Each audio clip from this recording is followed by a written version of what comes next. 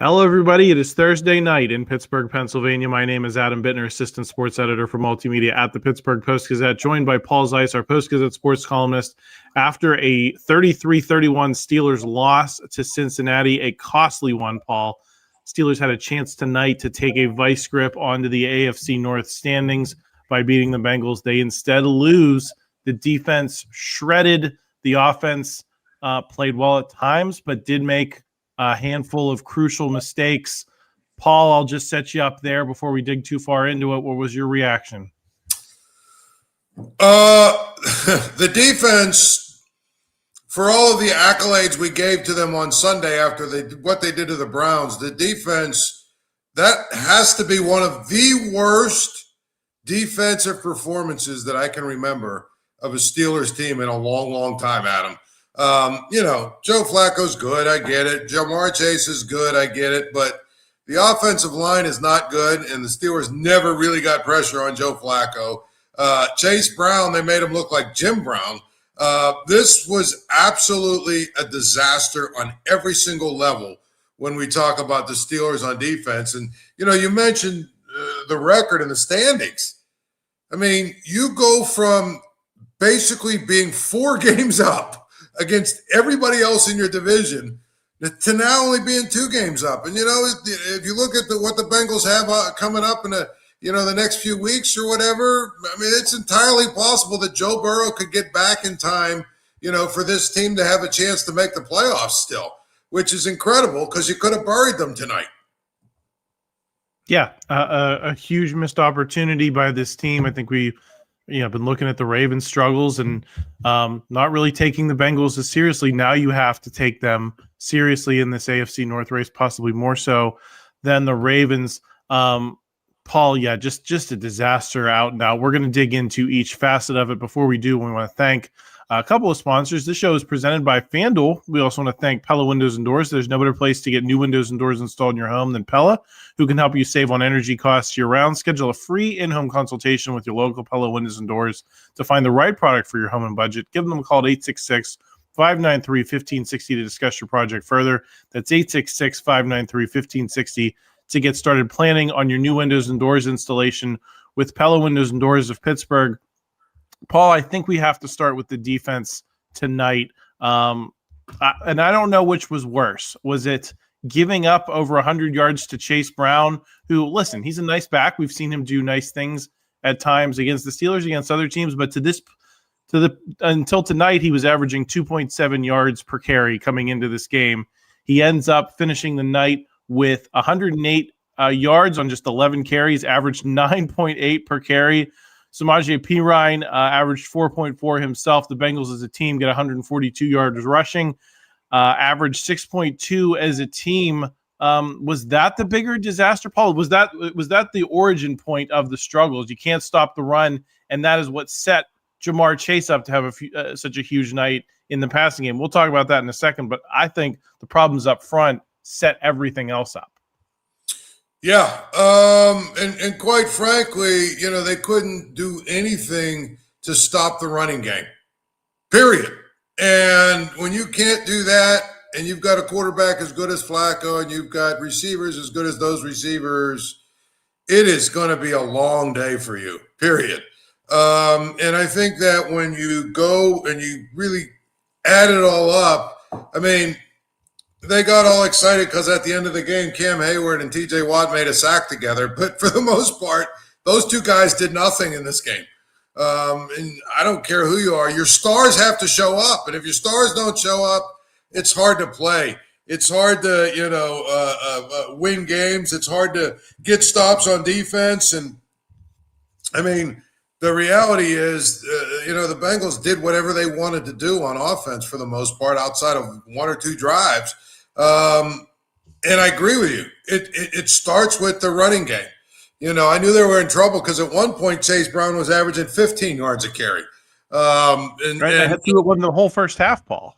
Yeah, and he was getting whatever he wanted to get, no matter what whatever they needed. It was ridiculous. It was going back to some of the troubles that we saw the first couple of weeks of the season. They couldn't stop the run, and people were wondering why they can't stop the run, and that's why. I mean, that's it's pretty clear. Paul, were you surprised that Ja'Marr Chase had this kind of night? I believe they said it was a franchise record on the broadcast, 16 receptions, 161 yards. The touchdown after he dropped the other touchdown, averaged 10.1 per catch. They had no answer for him on those slants, Paul. Over and over, it was the same throw from Joe Flacco to Ja'Marr Chase. It was not, as we've seen at times, I think about that Baltimore game a couple years ago. Sometimes he has these ridiculous games where he goes off for these huge plays where he, gets 50, 60, 70 yards. That was not tonight. Tonight, he was just abusing them, was getting inside position on all of these Steelers defensive backs who they lined up against him. Were you surprised, considering that you had Joe Flacco at quarterback and not Joe Burrow, that the Steelers had no answers for this guy? Well, number one, maybe we can dispatch of the notion that Jalen Ramsey can just cover single cover guys. They went man, and he got beat. Then they went to some of their zones and they got beat. I don't understand what the game plan was against Ja'Marr Chase. I mean, I think we talked about it a little bit after the Browns game last week, and that is, they're going to have to do everything in their power to try and take him away and make other guys beat them. Now, the tight end had a couple of catches. Higgins had a couple of catches. But that Ja'Marr Chase is the focal point of that offense. It's no different than, on the Steelers side with DK Metcalf. Everybody knows it's going to be him. And the funny thing is, the Bengals defense is horrific. And when I say horrific, I'm probably being too nice. But even they were able to figure out a way to, at least on some level, slow down DK Metcalf. And that's what they did. And so I'm just really kind of flabbergasted as to what exactly the game plan really was to try and stop Ja'Marr Chase. It's almost like they didn't realize he's a good player. Was there anyone you can blame more than anyone else in this situation? Is it Ramsey? I know he's getting killed in the comments at the moment. I'll have to see the target numbers after the game, but it did seem like Ja'Marr Chase was just flat out winning against Jalen Ramsey a lot of times, certainly when they were in man. Right. That's the point. He was targeted 23 times. He had 2 drops, by the way. He was targeted 23 times and had 16 catches. They pretty much basically said, we're just going to keep throwing it to him because you can't stop him. And as I said earlier this week, I mean, Ja'Marr Chase is a completely different animal, than anybody else that we've talked about or we've seen. For the most part, there's only a few guys that can do what he can do, so you don't want to completely bury Jalen Ramsey. By the same token, he's the kind of guy that you brought in Jalen Ramsey for to try and stop. And so you got to go back to the drawing board. It's clear Joey Porter's not going to be able to be a guy like, that when you go man cover a guy like Ja'Marr Chase, but you've got to figure out how to stop those kind of players. That's the biggest thing. And if it requires, bracketing, or if it requires safety help or requires something else. But you know what, Adam, when they went zone, I think he was more open than when they were man.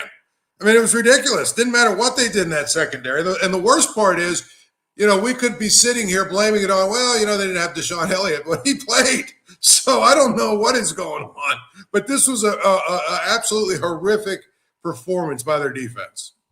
They had everyone tonight, Paul. I mean, there's no real injury excuse. Harmon's back. I mean, this is probably the healthiest you've been for any sustained period all year, including, the opening weeks of the season when Harmon and some of these guys had missed time. So this is probably the healthiest game they had. And they were torched. You mentioned Joey Porter Jr., Paul, go to Cincinnati last year. He has a penalty-plagued game. I think it was 5-7 penalties, something ridiculous. Not as bad tonight, but had a couple of crucial pass interference penalties. Certainly was toasted a little bit by T. Higgins at times. Not great. Not great results this year. Not great results from him for a while. Where is your concern level with Joey Porter Jr. right now? I don't think he's that good, really. I mean, I think he's got to play a lot better to convince me that he's good. He's got to stop with the penalties. I think that's ridiculous. He's still – it's not like he's a rookie anymore. He's got to stop with that, these penalties that he's getting. And the other thing is, could we not act like a ding-a-ling every time you make a play? I mean, it's like he's got to make sure everybody on the field and everybody in the stadium sees that he's the guy that made the play. And it's like, dude, you're not good enough to do that yet. You need to be consistent. You need to do things differently. And you need to start working on your technique and your fundamentals and becoming a much better corner fundamentally and technically, and stop worrying about your dance routines and all the other nonsense that you do. I mean, he drives me insane because I think he makes as many bad plays as he makes good plays. And I don't think that at that position, you can take that trade-off. Yeah, I mean, the ball skills were something we talked about going back to the Penn State days. Did not have a lot of interceptions. I think what I've noticed more in the pros, Paul, is that the ball skills are not good. Like, it's not just a matter of generating turnovers. Whenever the ball's going his direction, things don't seem to go well. Now, he might do a nice job of preventing throws, but when the ball is coming his way, more times than not, it seems like he is either getting beat or not finishing the play. And that's my biggest concern with him is, down to down. I think, if you go look at the PFF grades in a given game, they might say, well, he did a nice job limiting the target share, running a guy into a bad spot. But whenever it's him versus another guy, he either is getting called for penalties or is just flat out losing. Right. That's the thing. I think that, if you're going to be that guy you claim to want to be or claim you are or whatever, you can't have as many bad plays as he does, where he, takes a bad angle or he gets too physical and gets a penalty or, just gets flat out beat. You can't do that. It just doesn't work. And at that position, they need him to be a lot more consistent than he's being. Paul, this is yet another in the chapter of Thursday night games against a division opponent. Mike Tomlin teams notoriously struggle in the spot. Last season, it was the big snow game in Cleveland. Tonight, you get torched by Joe Flacco, who has been on the team less than 10 days. Listen, everyone in the comments is talking Tomlin, so I guess let's talk about the coaching here, especially because it's his unit that got lit up tonight. I have poo-pooed the idea that Thursday nights are problematic. Maybe the staff just not very good at preparing on short days. I mean, I can't understand it. What are they, 0-7 now in games against AFC North teams on the road on Thursday nights? I can't understand it, but I'll say this. I thought that their offensive game plan was pretty good from the start. I thought their defensive game plan made absolutely no sense. And I'll tell you what I mean by that. I thought they played on defense, or they coached on defense. Forget about playing.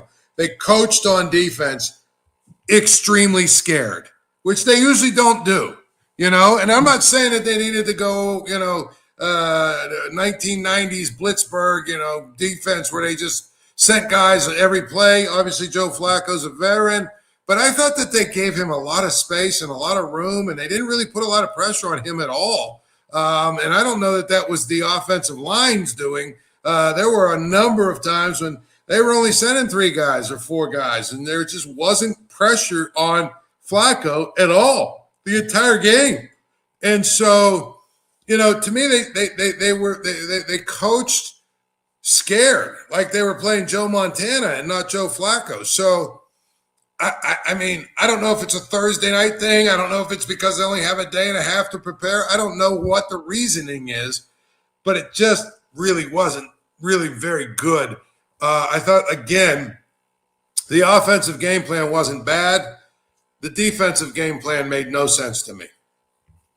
Well, and you did have the bye week too. And I think that's part of what, if this was a mid-season type of situation like it was late last season against the Browns. I think it makes it a little bit more forgivable, but you've had 2 weeks to prepare for these two games in 5 days. And you're right, Paul. It just seemed like they were playing the Bengals completely differently than they have the last couple of weeks. Against Carson Wentz in Dublin, against Dylan Gabriel last week. They had 6 sacks in each of those games, 12 sacks total. They didn't look at all like that defense. It did seem to be like a choice and not like they were sending these guys and just not getting home. The tone of it was completely different. Yeah, that's what I mean. I felt like it is just really basically they were playing as if they were scared. They were tentative. They weren't aggressive at all. And I don't think that was on the players. I mean, the players have to make plays. There are a lot of missed tackles, a lot of, we can talk about, not filling the right gap and all the other good stuff. But I thought strategically the Steelers played an extremely passive and tentative game. I do. And I think that's really, to me is where, you lose the game. So what is your concern level for the defense in that context? Do you look at this as a game that, okay, maybe they can flush it. They have 10 days to get ready for Green Bay at home. Bad game plan, move on from it? Or are you back to where you were early in the season where it's saying this defense is not only not historic, it's not good? I don't think I'm all the way there. As I said, and when we talked after the Browns game, Adam, playing against Dylan Gabriel, I wasn't going to way overreact to what they did. I basically said good defenses do that to bad offenses that are overwhelmed. The Bengals with Flacco, I think they're obviously with those two receivers really good. The Steelers now have a couple of weeks in a row here where they're going to be playing against decent offenses. And I guess we're going to figure out where they're at. I mean, if you think about it, you look at the games they played, Drake May lit them up pretty good. I would say that, Sam Darnold did a pretty good job against them. Even, for God's sakes, Justin Fields did a good job against them. So, it's great that they dominated Dylan Gabriel, and you kind of felt like, well, maybe they're turning the corner. They have a lot of work to do. I'm not saying that they can't get there and they can't become consistent, but right now they've had too many games where the other team has basically had their way with them. And you can't be a historic defense and a great defense if that's going to happen to you more often than not. Yeah, I agree, Paul. We're going to talk about offense here in a moment. Before we do, want to thank another couple of sponsors. First, we want to thank Savinas Kane and Gallucci, Pittsburgh's mesothelioma and asbestos attorneys, standing up for victims of mesothelioma and asbestos cancers. They have over 85 years of experience. They know how to uncover the truth. They have the experience you need and the commitment your family deserves. They've recovered millions for individuals affected by mesothelioma and other cancers due to asbestos exposure. Call them toll-free at 1-877-227-6558 or visit them online at sdklaw.com. Also want to thank FanDuel and make an odds reference here. Paul, the Steelers are still on the FanDuel app the favorite to win the AFC North at plus 125, but they're basically dead even with the Ravens now, who are at plus 130. The Bengals at 550 after tonight's big victory. The Browns way back at plus 2,500. So if you're interested in making a futures bet, if you still believe in the Steelers, might be a great time to check out our friends over at FanDuel. Okay, Paul, let's get into the offense here. There was a lot of good things, I thought, but you have the two horrific interceptions. The first that Aaron Rodgers almost inexplicably heaved up to DK Metcalf. I think they were trying to catch the Bengals napping there because they brought in Spencer Anderson as the tackle eligible. They tried to signal that they were going to do some heavy stuff and then just tried to go deep to DK Metcalf, but it didn't seem like the Bengals bit on that. Then Rodgers forces the ball to DK Metcalf as they're looking to score there toward the end of the first half. look, I mean, there was some bobbles, kind of a freak situation. It's not like Aaron Rodgers threw it right to him, but it did seem like they were trying to force the ball to DK Metcalf. And when you only have one guy that the defenses are worried about, this is going to be the result sometimes, Paul. Well, the first one, it was uncharacteristic because I think that's the first time we've seen Aaron Rodgers, try and make something happen that wasn't there, where he just kind of threw one up for grabs and forced it, and it was an interception. Second one, I got to be honest with you, I just tipped my cap to the kid from the Bengals. That was just an incredible play he made. And DK Metcalf obviously needs to either come away with that ball or knock it down. And, I don't fault Aaron Rodgers for the second one. The first one is something he has not done at all. He has not done it all this year, which is force stuff and throw it up for grabs and hope. He hasn't done that this year. And so that was a little bit uncharacteristic for me. And I just didn't really, understand why, he did that. But okay, they overcame that. I mean, bottom line is, how many times have we seen a Steelers offense over the last 5 years that put themselves in position in a shootout game like this to win? And this is the second time, actually, because against the Jets, they had to win a shootout. Where, those are the kind of games that when they had, Mason, Mitch, Duck, even Russell and Justin and whoever other people, Kenny and all the other guys they've had, playing quarterback, they couldn't have been in position with, 2 minutes left to have a 1-point lead in a game where they needed 31 points. So I know that, the one pick was really a bad play. Second pick is one of those plays where you just kind of tip your cap to the defense.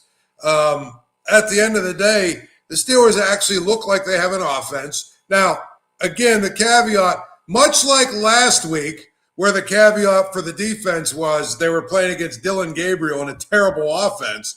The caveat for the offense this week is they were playing against actually the worst defense in the league they were playing against. And so when they play the Packers, who obviously have a much better defense, are they going to be able to score 24 points or 23 points or 27 points in order to win the game?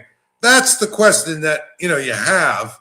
And you look at the way they play defense and say they're probably going to have to score points against good teams because their defense is going to give up some points. Yeah, that is true. And I believe, Paul, there was only one full drive, and I think it was that penultimate one there where they didn't come away with points other than the two where they threw the interception. Obviously, the 7-second drive you don't really count as kind of a real stop for the Bengals defense. Although that Hail Mary, he can still throw it, Paul. Yeah, he can still get it there. I was shocked how close they would have came if someone was open. I mean, the pass was right there. You can tell he's a pro at these Hail Marys. Let's get into some of the individuals who had nice games. Obviously, Pat Freiermuth, I think, is the big headline in terms of, everything on this offense. He finishes with 5 receptions for 111 yards, the 2 touchdowns, including the 68-yard touchdown to give the Steelers their temporary lead. Has it been a matchup thing with him, Paul? Because there's been a lot of talk about his usage and him being surpassed on the depth chart by Johnny Smith, even Darnell Washington, Connor Heyward at times. Where has Pat Freiermuth been? This is a team that he eats for lunch seemingly every year, performed well against them tonight. Is it a matchup thing where, if he has a good matchup, he's going to have days like today, and there also might be days where he doesn't do anything? Yeah, and again, I think it's a matchup thing for, right? There will be some games where he'll get off like this, and there'll be other games where he might not play that much, depending on who they're playing against, the defensive scheme they're playing against. You have a guy like Darnell Washington, you can play him on every down in every situation because, as we've seen, he can catch the ball, although could we get rid of the play where we throw the ball to him behind the line of scrimmage and he's stopped, so he has to try and, get that big body moving? That was maybe the worst play call of the day. I'm like thinking that with a guy like Pat Freiermuth, who is sort of a one-trick pony, you have to find ways to get him involved. And tonight, obviously, I don't know if the Bengals forgot about him a little bit or whatever, but the reality is he made some plays and he showed you why he's an important player for your team and somebody you can use. Is he a great player? Probably not, but he's a guy that can make plays for you. And right now, with this team, without a second receiver, they need those guys. So I think Freiermuth was, something. And I'll give you another guy that was, Roman Wilson was another guy who sort of, made a few plays. And, I'm not going to put him in the Hall of Fame because he had a couple of catches, but he does look like a guy who, if you continue to allow him to play a little bit, give him some playing time, give him some targets, he can make some plays for you. I don't know. I kind of like what I saw from him. 2 catches, I know, only 17 yards, but I thought both catches were pretty important and kind of big plays. He had that one wiped out by the Broderick Jones penalty, too, that would have been his biggest play of the night. Yeah, absolutely. So, I think that's where we're, that's where probably you start with the positives. The other positive, again, they were able to score 31 points. They got behind. They were able to come and get 2 touchdowns in a row. Aaron Rodgers threw for 4 touchdowns, 250 yards. Jaylen Warren ran basically 8 yards a carry. They ran for 147 yards. Offensively, pretty much every accolade you can come up with for tonight's game, every positive thing you can say about the Steelers for tonight's game is on offense, and there's a lot of good there's a lot of good things you can say about offense. Defensively, if we want to go crazy about Heyward and Watt having half a sack each, I guess that's something we can say as a positive. But on defense, I don't know how there's any player on that defense. Nick Herbig, people were ready to put him in the Hall of Fame. Did he even have a tackle? I think he had 1 tackle maybe tonight or something. My point is, all of the accolades you could give this team are on offense. A lot of positives on the offense, and if they can move the ball like that. But again, the caveat, as we said, is that the Bengals literally have the worst defense in the league. Paul, in terms of individual accolades, I'm curious your thoughts on Jonnu Smith. He gets on the board tonight with the first touchdown pass, the first of the tight end hat trick. I don't know how many times that's happened in an NFL game where you had 3 different tight ends catching touchdown passes. He does it first. Listen, he's made some, chain-moving plays in the early going here with the Steelers, and he's getting a decent target share, 26 plus the 6 tonight, I think. But he's not had more than 30 yards in any game this season. How do you grade that move to bring him in here, especially given kind of the pace that he was on last season with the Miami Dolphins? Was basically functioned like a wide receiver, put up wide receiver type of numbers. That doesn't seem to be the game plan for him here, Paul. He seems like he's getting in a lot of those sticky areas for this team. So how are you grading that move? Well, I don't like that they don't seem to have a really good game plan for him. They don't seem to know what they want to do with him. They don't seem to know what they want from him. They kind of want to use him, but do they really? Do they really want to use him? I don't know. I can't answer that for you, because I feel like when you look at him and look at what they get from him, it really is hard for me to understand why you bring a guy like him here and you don't have, a legitimate set of plays to use him. And, to try and spring him and to get him used, to get him really involved. Now, again, when you've got four tight ends, I guess you've got to keep them all happy on some level. But, you went out and got this guy, and he was supposed to be a weapon for you. But you're not using him like a weapon. And that, to me, is troublesome.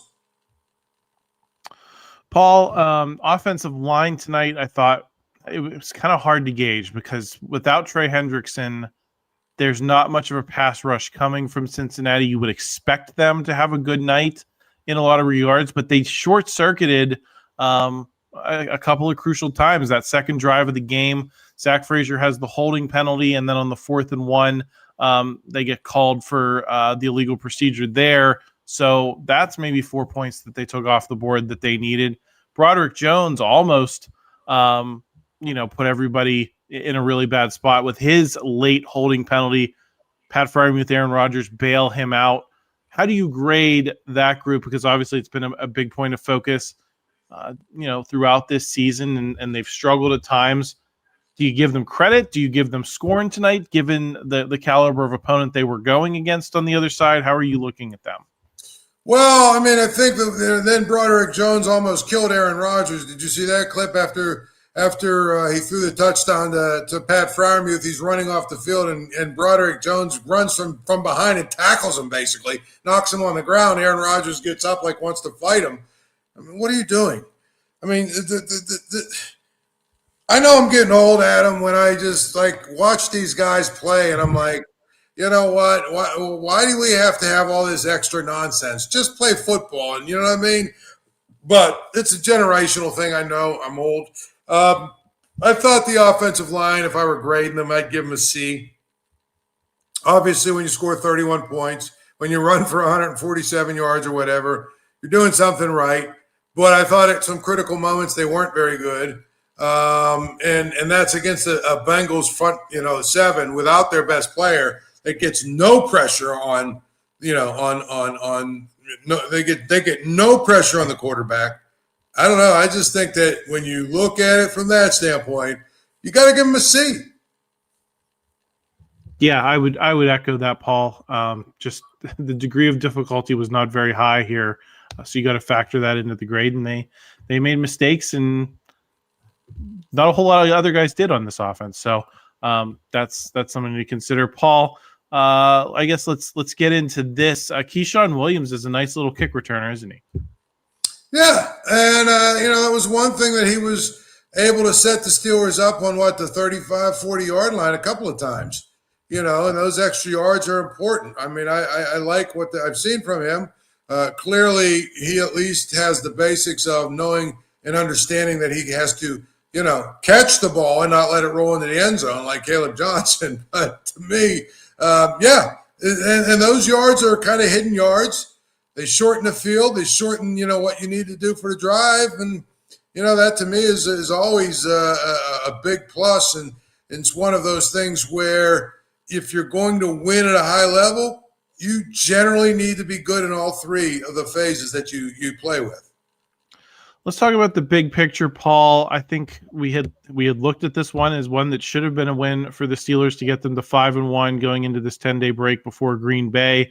When the schedule stiffens up, coming out of this mini bye, you're going to have Green Bay, Indianapolis, Los Angeles, all very solid teams before you see Cincinnati back at home on November 16th. The only potential layups I see left on this schedule, Paul, are Cincinnati at home, and they just lost to that team, so we probably have to cross them off the list. You get Miami in Week 15 on Monday Night Football. That's also at home. That organization is in disarray, and then the same Cleveland team that you handled pretty well last week, you get them in Week 17. Other than that, Paul, Green Bay, Indy, the Chargers, Chicago does not look like a terrible team. Buffalo, Baltimore twice, Detroit. You're going into that stretch with 4 wins. How many more do you think they can get, and how many should they get? Well, I mean, you got a number of home games. You got a couple of games against the Browns and the Dolphins. You look at what they have. I still believe that they should, and it would be almost a ridiculous collapse if they don't win 10 games at this point. They're 4-2. I get it. But 10 games would mean even you finish 6-5. That's not asking a whole lot. To get to 10 wins. And I think at this point, that should be the minimum that you believe that they can do or that they should do. I do think that facing Baltimore twice with Lamar Jackson back, that'll be obviously 2 difficult games. I agree with you that the Bears on the road could be a difficult game. Bengals at Heinz Field, I remember at Acrisure Stadium, I'm not that worried about. But, I think 6-5 down the stretch is probably the minimum that you should expect from this team. And that probably puts them at 10-7, and that might not be enough to win the division, although maybe it is. Yeah, we'll have to keep an eye on that. Paul, what did you think of the Bengals whiteout? Penn State does it.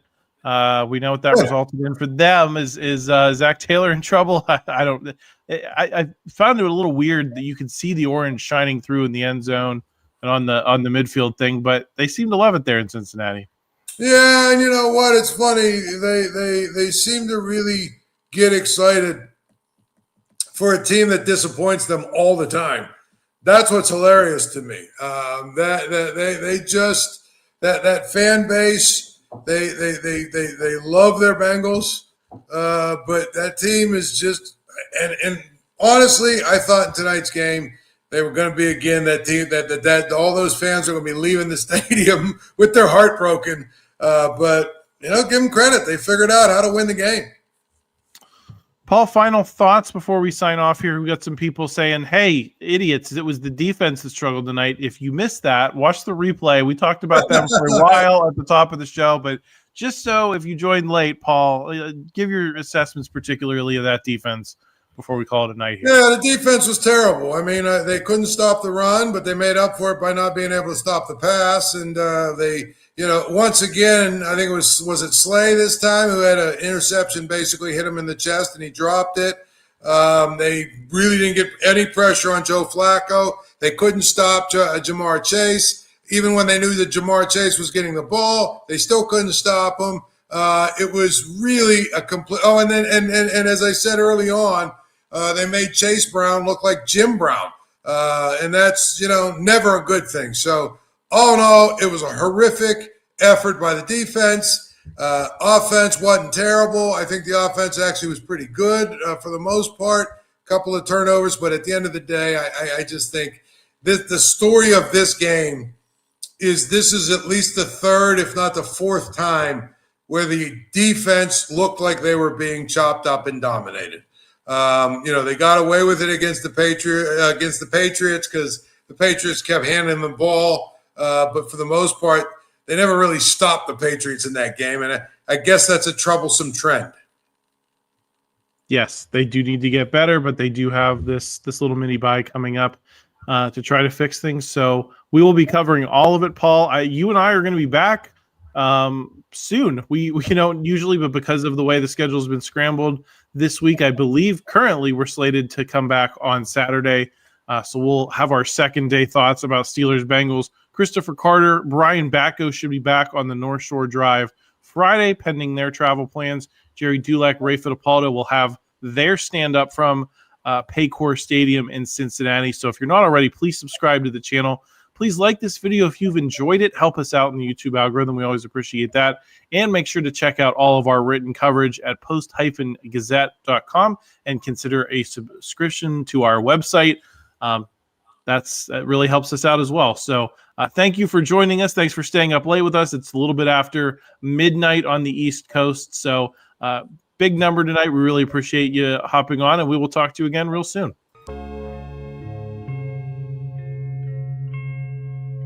Thank you for checking out this content from Post-Gazette Sports. If you watch this video on YouTube, please like the video and subscribe to our channel. For all of the sports coverage the Post-Gazette has to offer, visit post-gazette.com.